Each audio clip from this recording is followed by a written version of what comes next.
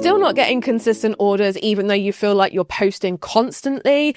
I'm about to tell you the real reason why your sales are not coming in. And just a side note, it is not the algorithm. Hi, I'm Steph and I help handmade business owners go from expensive hobby to a full-time, fulfilling, simple business that is scalable to whatever highs or whatever kind of mediums that you want. Every single week, I help over 80,000 handmade business owners just like you with my Monday lives, my Facebook stuff, my Instagram stuff, my podcast, my YouTube videos, basically all of the things that I do and the content that I make every single week. And if you are ready to ditch the constant hustle and finally allow your business to be simple and get the sales that I know you really crave, then this episode is for you. Now, quick side note here, this episode is part of the build up to our Sellathon Summer Sales Sprint.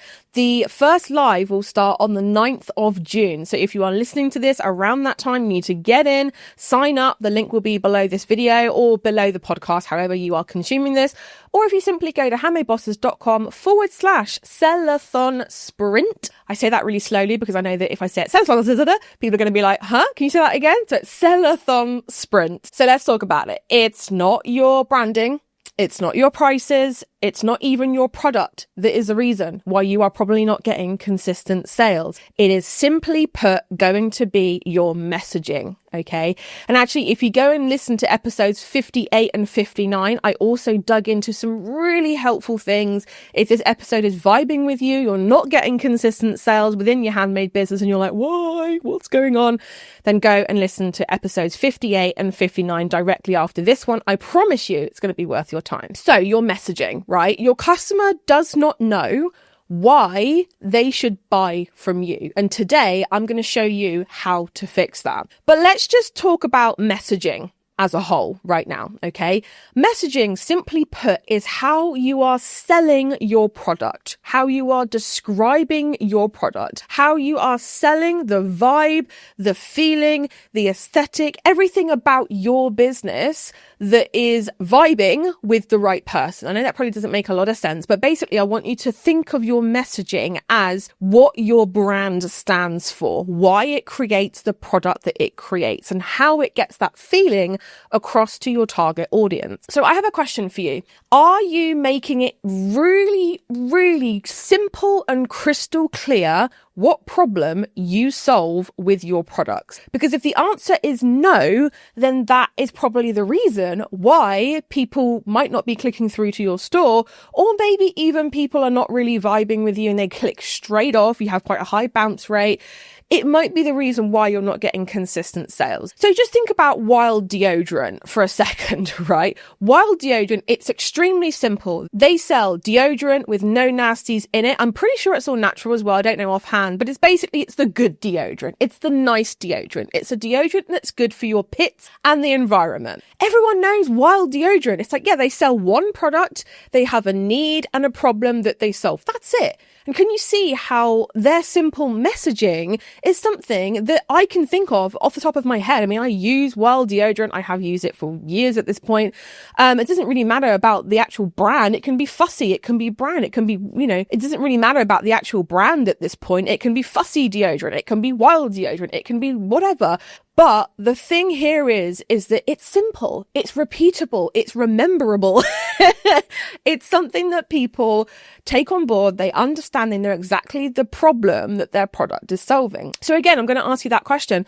Are you making it clear what problem you solve with your product? Your messaging is essentially your salesperson that's switched on 24 hours a day. Whether it's your Instagram bio, your captions, your Etsy listings, your descriptions, your titles, your tags, whatever that is, if it's unclear, confusing, generic, people will just keep scrolling. So many handmade business owners will fall into the trap of saying what they think sounds lovely and professional and what other people do. And if you are someone that says one of these phrases, then listen up. If you say things like new collection now live, or handmade with love, or made with the finest soy wax, or check out this new addition to my Etsy shop, your messaging is just, it's just not hitting home with your people. because people have heard it all before. Your target audience has been consistently sold to since they've been online, whether that's 10 years ago, 15 years ago, 20 years ago.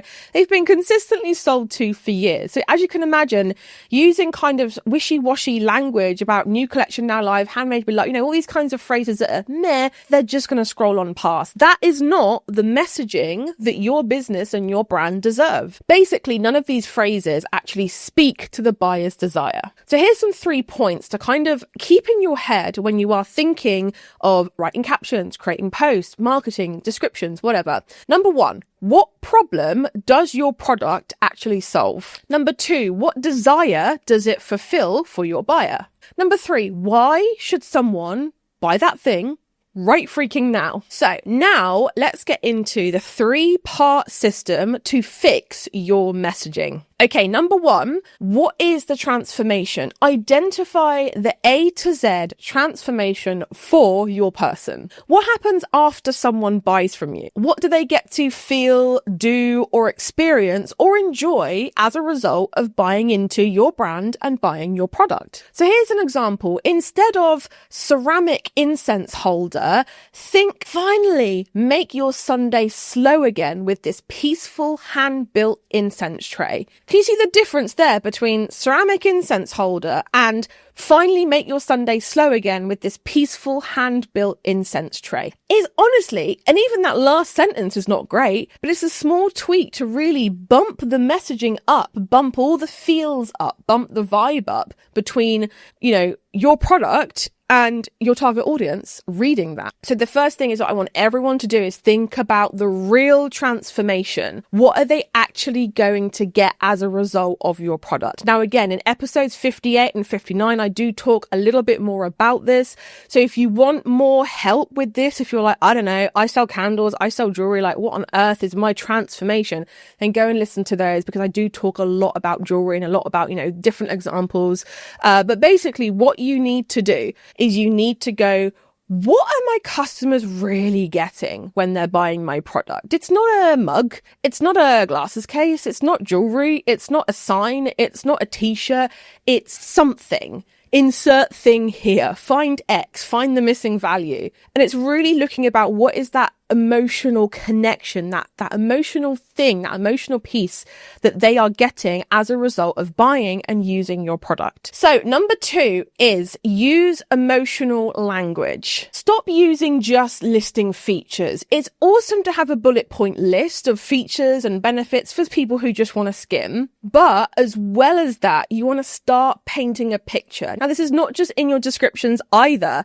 This should be across everything you do, across your brand when you're talking about that particular product. Paint a picture with words. People buy because their product makes them feel something, not because it's 100% cotton. Do you see my point? Like, you're not buying a t-shirt because it's 100% cotton. You're buying a t-shirt because of how it makes you feel when you put it on. The 100% cotton is just something that is a nice cherry on top, especially if you're someone that can't wear synthetic fabrics, right? So please do not just bullet point out features, benefits, it has this, it has this, it has this, it has... No, like that's okay to a point, but you need to paint that picture. Be descriptive with your words. Use words that speak to comfort, identity, joy, relief, confidence, peace, whatever it is that your product brings them. Please make sure to paint that picture over and over and over again and consistently online when you're talking about your brand and your products. And honestly, you will see the difference. You will see the difference that people have when they buy your products.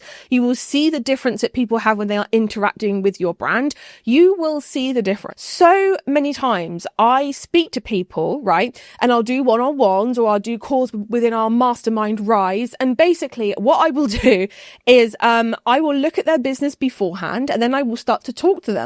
And I look at their business and I'm like, yeah, okay, this, and this. Yeah, sure. Okay, fine. And then I talk to them and the makers are talking so passionately about their business. And I'm like, you know what? That's not coming across because your messaging is not painting that picture. Just because it's in your head, it doesn't mean that it's coming across online. So that's one other little side tip that I would say is get someone else who you haven't spoken to about your business to look at your website, to look at your listings and be like, how is this coming across? What feelings are you getting when you're looking at this? And if they say, it's okay, then you're not doing a good enough job at painting that picture for them. So we've spoken about, number 1, identifying the transformation. We've also talked about using emotional language, number 2. Number 3 is making it about them, making it about that person. Your product is not the hero in its story here. Your customer is. So flip the narrative here. Don't say things like, I've spent 4 hours designing this new mug. Okay, the person reading it is like, sure. Instead, say things like, if your mornings are chaotic, this mug brings that slow, cozy, cafe feeling without even leaving your kitchen or getting changed out of your pajamas. Can you see how they're two very different things? One is about you and one is about them and the transformation that they are going to get. All right, so we're going to bring back Sam and Lydia. Okay, so Sam's product listing says, new candle collection, lavender scent, made with soy wax, small batch. That's literally her main messaging here. Lydia's says, can't sleep, this dreamy lavender candle helps wind down and finally allows you to get a full night's rest. Designed for busy mums who need a calming ritual before bed. Can you guess who got the sale here? They both sell the same product. Was it Sam or was it Lydia? It was Lydia, right? Lydia's messaging did not just describe the product, it described the experience, the result, the problem solved. Okay, so now let's talk about the homework that you guys have after this episode. I want you to go and read your last 5 marketing posts, whether it's Instagram, whether it's, whatever it is. It can be email, it can be Instagram, it can be Facebook, it can be whatever. I want you to go and read your last 5 posts. And I want you to answer this honestly. Like, the more honest you are, the more helpful this is going to be for you. Reading those last 5 posts, would you buy from you? Honestly, would you buy from you? If it was the first time you were seeing your business was through these last 5 posts that you've posted, would you buy from you? If the answer is no, then definitely run through these 3 steps again. It's as simple as that, right? You do not need to overcomplicate it. It's as simple as that. If the answer is yes, then I would just ask yourself again, are you sure you would buy from you? And if the answer is yes, fantastic. Your homework will simply be to go deeper on that messaging. Maybe have some conversations with people who've bought from you before and ask them to describe the experience that they have had with your product, because the words and the phrases and the things that they tell you, honestly, worth its weight in gold. So guys, thank you so much for joining me this episode. Please do not forget to like, subscribe, or leave a Apple Podcast review, because honestly, that helps us immensely get seen by more people. Thank you so much, and I will see you again this time next week. Bye everyone.